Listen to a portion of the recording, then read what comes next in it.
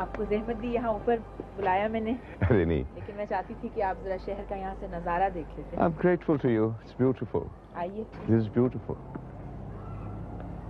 वाह, बहुत खूबसूरत लगता है यहाँ से। मैं दरअसल बहुत ही मद्दाह हूँ पुरानी हवेलियों का, शहरों का। अच्छे लगते हैं मुझे शहर। आपसे मिलने की भी बहुत ख्वाहिश थी। वो क्यों? आप जैसी जरूरतमंद ख्वातीन का मैं बहुत मद्दाह हूँ। तो आपके यहाँ आने का कोई और मकसद भी है? जिस तरह आप अपने स्कूल को चला रही हैं ना, जिस निज़ाम के तहत चला रही हैं, अगर कोई शख्स इसी निज़ाम को लेकर इस मुल्क को रन कर ले तो ये मुल्क बहुत तरक्की कर सकता है। आपका स्कूल बहुत अच्छा चल रहा है।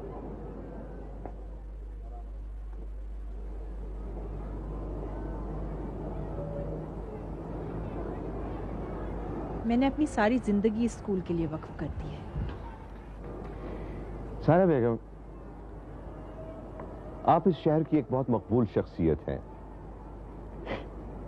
और आपका जिक्र अब तो अखबारों में भी होने लगा है, शख्सियत का, समाजी हैसियत का और जुर्रत का। तो मैं सोच रहा था कि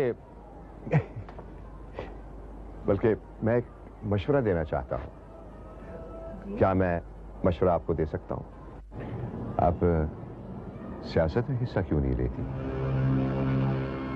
जी?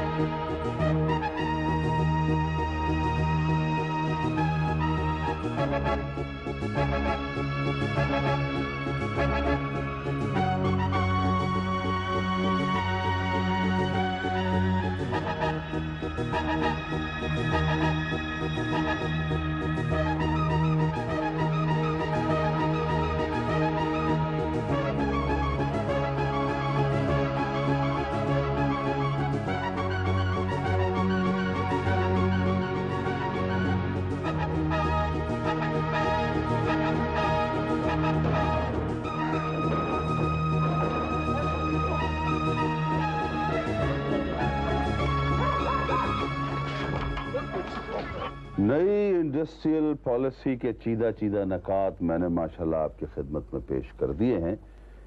इन इस्लाहात के नतीजे में इंशाल्लाह मुल्क में एक सनती इनकलाब आएगा और कौम खुद कफील और खुशहाल हो जाएगी। आप यकीन रखिए, इस मुल्क में कोई शहरी भूखा, प्यासा और नंगा नहीं रहेगा और ना ही किसी मुसाफिर को माशाल्लाह पैदल चलना पड़ेगा।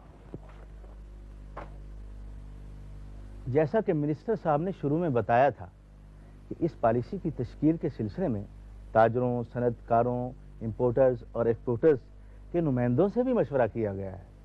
मगर चैम्बर ऑफ कॉमर्स के सदर का बयान है कि इन इक़दामात के सिलसिले में उन्हें एतमाद में नहीं लिया गया। भाई माशाल्लाह मशवरा तो किया था, मगर अब हर किसी को तो देखे ना एतमाद में नहीं लिया जा सकता, और फिर खास तौर से अगर चैम्बर ऑफ कॉमर्स का सदर माशाल्लाह हमारे मुखालिफ ग्रुप से हो। सफेदियां को इंडस्ट्रियल जोन डिक्लेयर करने के फैसले की क्या महरकात हैं सर? महरकात क्या होने, उस इलाके में तरक्की के बहुत चांसेस हैं, रोजगार बहुत हैं, और बस उसे इसलिए इंडस्ट्रियल जोन बनाने का माशाल्लाह फैसला किया। मगर जनाब वहाँ तो पक्की सड़क तक नहीं है, इंडस्ट्री कैसे लगेगी? बिस्मिल्लाह, सड़कें भी बन जाएंगी, इतनी जल्दी क्या है? वैसे मैंने ऑर्डर कर दिए सड़कों के। कहीं सफेदियों पर इस कदर मेहरबानी की ये वजह तो नहीं है कि वहाँ की 70% जमीन आपके खानदान की मिल्कियत है? ओए, आप तो मुझे बड़े बदतमीज साफी लगे हो। माशाल्लाह जर्द साफी। जैतून का कुछ पता चला सर?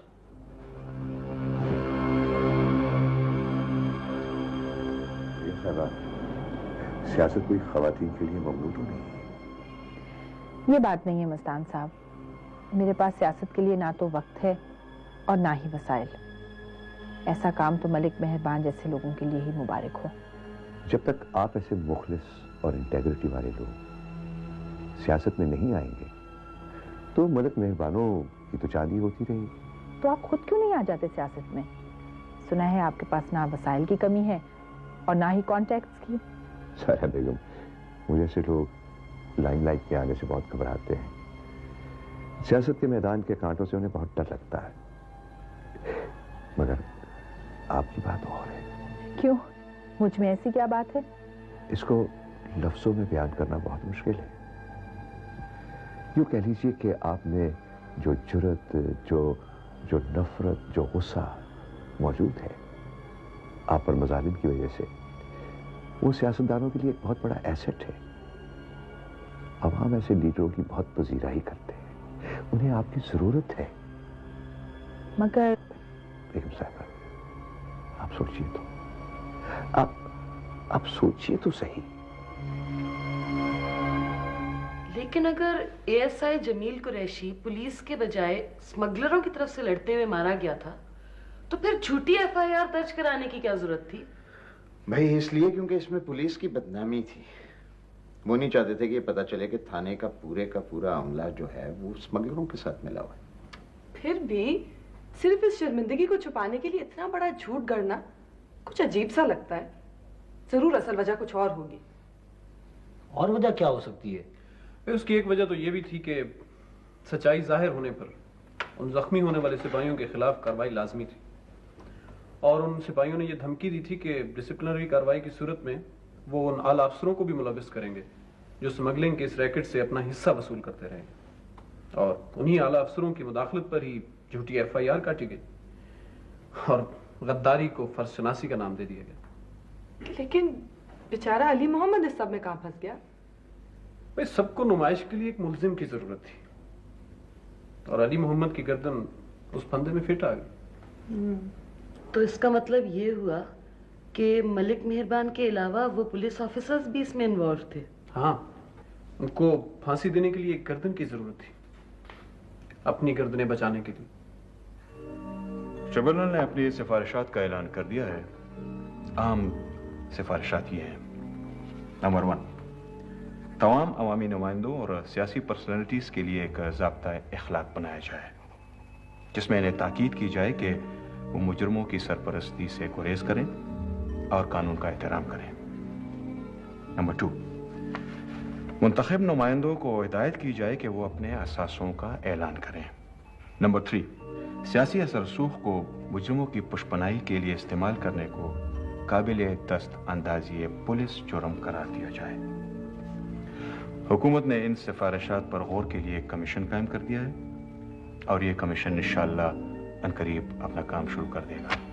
मलिक मेहरबान अली पर इल्ज़ाम थे कि इन्होंने मुजरमों की सरपरस्ती की थी।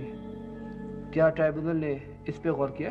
क्या मलिक साहब पर जाती हमला करने वाले अफराद के खिलाफ कोई कार्रवाई की जाएगी? देखिए मलिक साहब हमारे सनद और तिजारत के मिनिस्टर हैं। हम उन पर कातलाना हमले और किरदार कुशी की पुरजोर मजम्मत करते हैं। क्या ये सच है कि जैतून नामी औरत मलिक साहब की ज्यादतियों की वजह से पागल हुई थी? क्या अली मोहम्मद का केस दोबारा ओपन किया गया है? देखिए, मैं इसके बारे में कुछ नहीं कह सकता, ये केस अब अदालत में है।